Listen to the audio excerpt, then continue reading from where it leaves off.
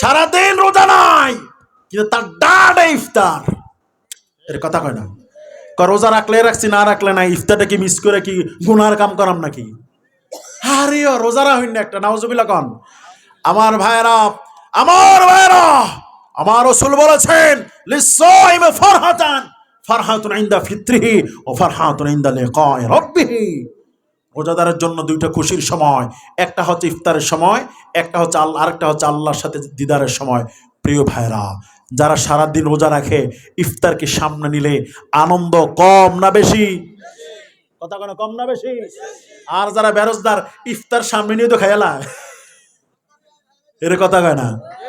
রোজাদারেরা ইফতার করার সময় যে আনন্দ পায়, আল্লাহর কসম করে বলছি, একটা রোজাদার যদি সামান্যতম ছোলা দিয়ে, সামান্যতম মুড়ি দিয়ে, সামান্য ছোলা দিয়ে ভোট দিয়ে ইফতার করে যে মজা পাওয়া যায়, বেরোজদার যদি রোজাদারের সময় আপেল, পোলাও, কুরমা দিয়েও খায়, সেই মজা কখনো সে পায় না।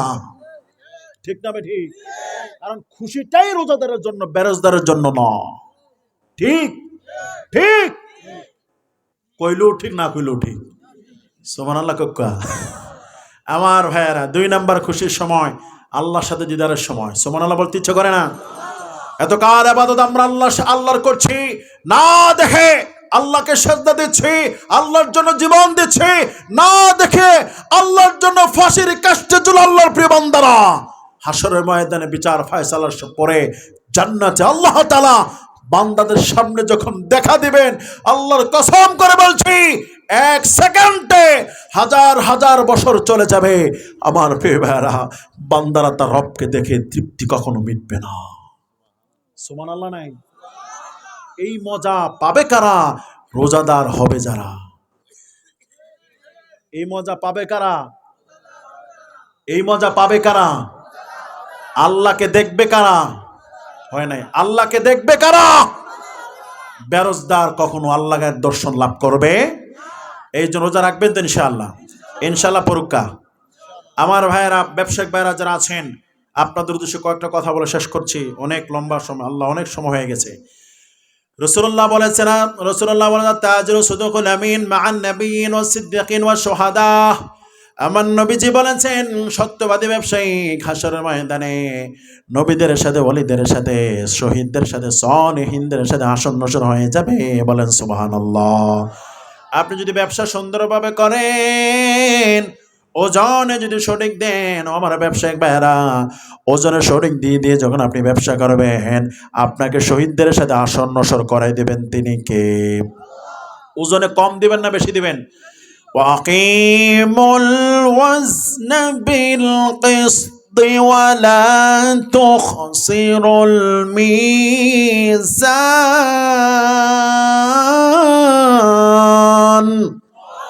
আমার আল্লাহ বলেছেন, ও গোলাম, ওজনের সঠিক দাও, ওজনের সঠিক দাও, ন্যায় পরানোর মতো ওজন দাও, ওজনে কম দিও না। আমার ভাইরা, কিছু কিছু ব্যবসায়িক ভাইরা আছে, ওজনের সঠিক দেয় না, সামান্য কম দিতে দিতে দিতে দিতে আমার ভাইরা কতটুকু আর বাঁচাবেন? ও আমার ব্যবসায়িক ভাইরা, কপালে চুমু দিয়ে বলবো, ওজনের সঠিক দিয়ে ব্যবসা করেন, ব্যবসায় বরকত দিবেন কে? আরো জোরে বলেন। আর ওজনে যদি বেজাল দেন, কম দেন, একটু কম করে দিলেন, মসজিদে আজান হয়ে যায়, মসজিদে যেতে চান, এমন ব্যবসায়িক আছে না নাই? ও আমার চৌমুনের ব্যবসায়িক বাজারে ব্যবসায়িক ভাইরা, অনুরোধ করে বলে যাব, প্রত্যেকটা ব্যবসায়িকের জন্য, প্রত্যেকটা মোমেনের জন্য আজান যখন হয়ে যায়, তার জন্য প্রথম ব্যবসা, আসল ব্যবসা হচ্ছে নামাজ। ঠিক না ভাই? ঠিক। আল্লাহু আকবার, আল্লাহু আকবার, আল্লাহু আকবার,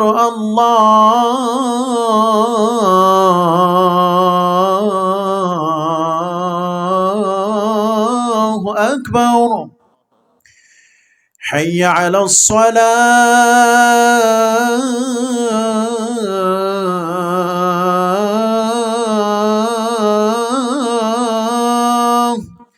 হাইয়া আলাস সালাহ,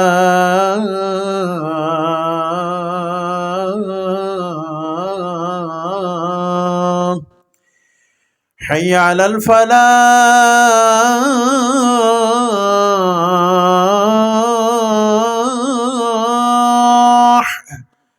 হাইয়া আলাল ফালাহ।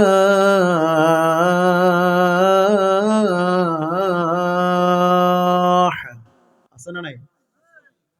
মুয়াজ্জিন বলে হাইয়া আলাস সালাহ, নামাজে আসো, হাইয়া আলাল ফালাহ, নামাজে আসলা মানে কল্যাণে আসো। কিছু কিছু ব্যবসায়িক ভাইরা আছেন, মসজিদে আজান হয়, কাস্টমার চলে যাবে, একটু পরেই যাই, এর কথা হয় না? কয় কি কয় না? আজান হয়, নামাজ হয়, কিন্তু তিনি ব্যবসাকে কেন্দ্র করে বসে থাকে, মসজিদে যেতে চায় না। আমার প্রিয় ভাইরা, আল্লাহ যদি বরকত উঠায় নেন, দেখা যায় আমার ভাইরা পুঁজিও শেষ, লাভও, এর কথা কয় না? আছে না নাই?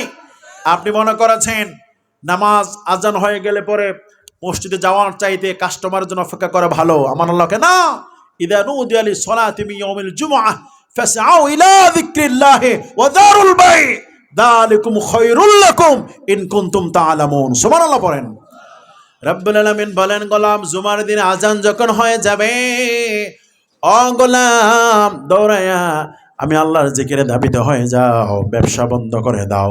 গোলাম রে, এটা তোমার জন্য কল্যাণ, তুমি যদি বোঝো। আমার আল্লাহ বলেছেন আজান হয়ে যাওয়ার পরে দৌড়াইয়া ব্যবসা বন্ধ করে মসজিদে গেলে কল্যাণ, এটা হচ্ছে আল্লাহর সিদ্ধান্ত।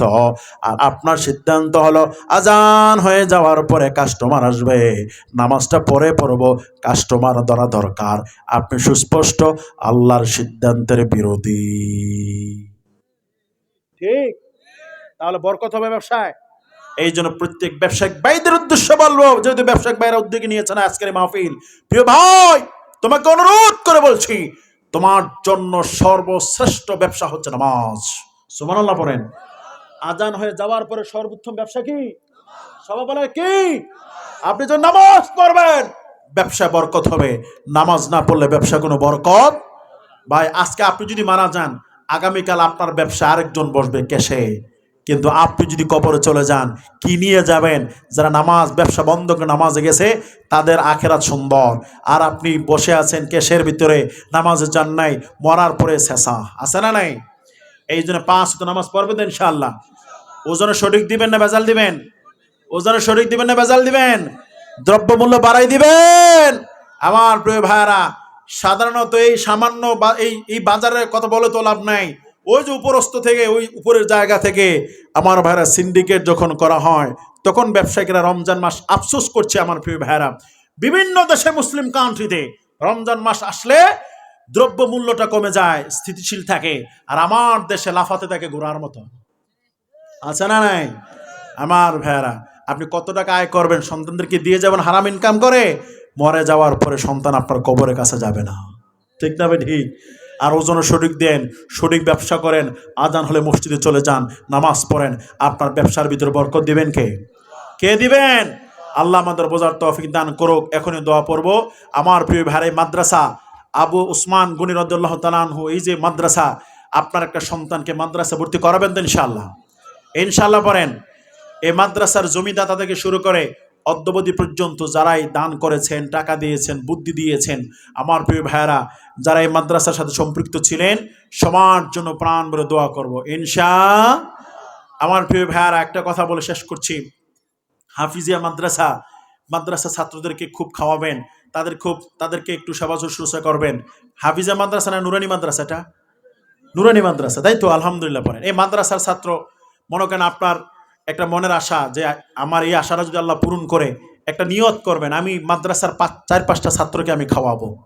5-6টা ছাত্র ডাক দিয়ে নিয়ে এসে বাসায় নিয়ে খাওয়ান, বরকত দিবেন কে? সুবহানাল্লাহ বলতে ইচ্ছে করে না? আবার কিছু কিছু জায়গায় দেখা যায় ফসলি জমিন, লাউ, কুমড়া, ধান, চাল, আলু, এটা সেটাও দেওয়া হয়। ঠিক কিনা বলেন? সুযোগ থাকলে এভাবে আপনারা সহযোগিতা করবেন ইনশাআল্লাহ। পড়েন। একটা ঘটনা বলছি প্রিয় ভাইয়েরা। পাকিস্তানে এক হাজি সাহেব ছিলেন, তিনি হজ করে আসার পরে প্ল্যান করেছে আমি একটা মাদ্রাসা করব। মাদ্রাসা করার তিনি একটা প্ল্যান নিলেন, মাদ্রাসা করার জন্য প্ল্যান অনুপাতে তিনি মাদ্রাসা করলেন। মাদ্রাসা করার পরে আমার প্রিয় ভাইয়েরা বাড়ি থেকে খাবার আনে, বাচ্চাদেরকে খাওয়ায়। একদিন অসুস্থ, ইনার স্ত্রী রান্না করতে পারে নাই। বাচ্চারা যখন খাবার যন্ত্রণায়, খাবার যখন পাচ্ছে না, বাচ্চাদের সাথে তো আর কোনো মাসালা খাটে না। ঠিক কিনা বলেন? ছোট বাচ্চা দেখবেন, আপনার বাচ্চা আপনার খানা খাইছে আবার আপনারে মারে। আছে না নাই? ঠিক না? আপনি কিনে নিয়ে আনছেন ফল, যদি বলেন বাবা দাও, দিতে চায় না, বুঝে না দাও। সুবহানাল্লাহ বলেন। তো বাচ্চারা যখন খাবার পায় না বলতেছে গাধাটা কেন খাবার নিয়ে আসে না, কেন সে কিন্তু খাবার নিয়ে আসতো। একটা বাচ্চা বলছে গাধা কেন খাবার নিয়ে আসে না। আর অন্যান্য বাচ্চারা শুনছে, শোনার পরে বলছে তুই ওই হাজী সাহেবের গাধা কইছস, এই কথাটা আমি হাজী সাহেবের কাছে বলবো। আমার ভাইয়েরা, হাজী সাহেব একটু পরে আসছেন, আসার পরে এক ছেলে লাগাই দিছে, কয় হাজী সাহেব আপনাকে ওই ছেলেটা গাধা বলেছে। কি? প্রকৃতপক্ষে যারা আল্লাহর খুশির জন্য হজ করে না তারা হাজী সাহেব নামটা শুনতে বেশি পছন্দ করে, ঠিক না বেঠি? আমি কথা বুঝতে পারতেছি, তাদের ইগুতে লাগে বেশি হজের বিরুদ্ধে কথা হইলে। আমার প্রিয় ভাই, তখন হাজী সাহেব কয় কি আমি এত কষ্ট করে তাদেরকে বাচ্চাদেরকে লালন পালন করি আর ওরা আমাকে গাধা বললো, এটা কি হয়? এখন থেকে আমি আর খাবার খাওয়াবো না। মুহতামিমকে বললেন আপনার ছাত্রদেরকে আমি আর খাবার খাওয়াবো না। মুহতামিম সাহেব তো টেনশনে পড়ে গেলেন, হায় রে হাজী সাহেব যদি খানা না দেয় তো বাচ্চারা যাবেটা কই। তখন না খেয়ে রাত্রেবেলায় বন্টন খেয়ে ঘুমাই রয়েছে আর কি, পাকিস্তানের ঘটনা আমার এক শায়েক বলেছিলেন। আমার প্রিয় ভাইয়ারা, তো ওই জায়গার ভিতরে ঘুমাই রইলেন রাত্রের বেলায়, বাচ্চারা পেটে কিন্তু খাবার নাই, বুঝতেছেন? তো হঠাৎ করে ওই হাজী সাহেব স্বপ্নে দেখেছে যে স্বপ্নে কিয়ামত হলো। তখন সকলের বিচার ফয়সালা শুরু হয়ে গেল। এক পর্যায়ে ওই ছোট্ট ছোট্ট বাচ্চারা মাদ্রাসার হাফিজের মাদ্রাসার ছাত্রদের বিচারের জন্য তাদেরকে ডাকা হলো। ডাকার পরে বলা হলো তোমরা জান্নাতে চলে যাও। এই ছোট্ট ছোট্ট বাচ্চারা বললেন আমাদেরকে মানুষরূপী গাধাটার সাথে না নিয়ে আমরা জান্নাতে যাব না। সুবহানাল্লাহ পড়েন। মানুষরূপী গাধাটাকে না নিয়ে জান্নাতে। হাজী সাহেব দেখতেছেন, কে দেখতেছেন? আমার প্রিয় ভাইয়েরা, তখন হাসরবাসীর মাঝে একটা ঘোষণা দিয়ে দেওয়া হলো মানুষরূপী গাধা কে আছেন। তখন ওই হাজী সাহেব চিন্তা ভাবনা করলেন আমাকে তো মানুষ, ওই ছেলেরা যেহেতু বলতেছে মানুষরূপী গাধা না নিয়ে জান্নাতে যাবো, তারাই তো আমার গাধা কইছিল। তখন নিয়ে আসা হলো, বাচ্চারা দেখিয়েছিলেন হ্যাঁ উনি হচ্ছে গাধা, তো ওনাকে নিয়ে জান্নাতে চলে গেলেন। সুবহানাল্লাহ পড়েন। হাজী সাহেবের ঘুম ভেঙে গেল, ভাঙ্গার পরে কাঁদতে লাগলেন, হায় রে করলামটা কি, বাচ্চাদেরকে খাবার দিলাম না।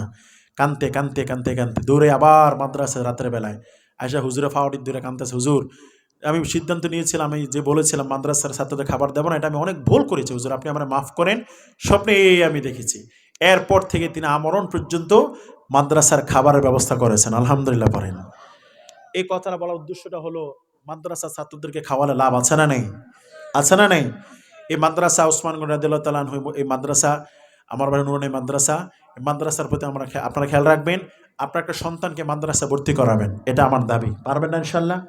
শুনুন, এই যে জাহাঙ্গীরনগর ইউনিভার্সিটিতে একটা ছাত্র ফার্স্ট হয়েছে ভর্তি পরীক্ষায়, সে ছেলেটা হাফেজুল কোরআন। সুবহানাল্লাহ বলবেন না? তাহলে মাদ্রাসা ছাত্র পড়ালে লাভ আছে না নাই? আরে কথা কয় না ভাই। শুনুন, মাদ্রাসার ভিতরে কোটিপতিওয়ালাদের সন্তান একেবারে কম, চেয়ারম্যানের পোলা একেবারে কম, ইল্লা মাশাআল্লাহ কিছু আছে। কোটিপতিওয়ালাদের সন্তান মাদ্রাসায় কম, খাইবেটা কি মাদ্রাসা পড়ালে, ঠিক না ভাই? বলে মাদ্রাসা ভর্তি করলে খাবেটা কি? কোটিপতিওয়ালাদের সন্তান একেবারে কম, গরিবের সন্তান বেশি। আবার উল্টা ঢাকা বৃদ্ধাশ্রমে যায় দেখেন কোটিপতিওয়ালাদের বাবা মার কোনো অভাব নাই, গরিবের একটাও বাবা মা নাই। ঠিক? কোটিপতিরা সন্তানদেরকে মাদ্রাসা দেয় না, আর এই সন্তানরাই কুসন্তান হয়ে বাবা মাকে বৃদ্ধাশ্রমে রাখে। আছে না নাই? সবার কথা বলি না, কেউ মাইন্ড করবেন না আমার প্রিয় ভাইরা। আছে না নাই? একটা সন্তান, নাম তার শোভা, ছোট্ট একটা মেয়ে। এই মেয়েটা আমার প্রিয় ভাইরা 11 বছর তার বয়স, 6ষ্ঠ শ্রেণীতে পড়ে। ঢাকা মোহাম্মদপুরে তার মা ক্যান্সার হসপিটালে ভর্তি। সেই মেয়েটা ক্যান্সার হসপিটালে তার মাকে রেখে আরেকটা ছেলের সাথে, টিকটকারের ছেলের সাথে পালিয়ে গেছে। নাউজুবিল্লাহ বলেন। কত বড় দুঃসাহস! আমি বলি বাবা মার সবচেয়ে বেশি দোষ। এ বাবা মা যদি সন্তানটাকে কোরআন শিক্ষা দিত, কোন ক্রমে সেই মা তার মাকে, ওই মেয়েটা তার মাকে হসপিটালে রেখে পালাই যাইতো না। ঠিক না? ঠিক। এই জন্য অনুরোধ করবো, সন্তান থেকে ভালো কিছু পেতে হলে শুরুটা আপনি মাদ্রাসা পড়ান না, এরপর বলে ইঞ্জিনিয়ার বানান, ডাক্তার বানান, কোনো সমস্যা। সকালবেলায় ফেজ দিয়ে ভাত খাইলে সন্ধ্যাবেলায় ফেজেরই ডেকুর আসবে। ঠিক না? ঠিক। এই জন্য শুরুটা আপনি কোরআন দেন, ডাক্তার হলেও ভালো ডাক্তার হবে, কসাই হবে না। ঠিক না? ঠিক। শুরুটা আপনি কোরআন দেন, ইঞ্জিনিয়ার হলেও রডের বদলে বাঁশ দিবে না। এর কথা কয় না? আমার দেশে আছে না নাই?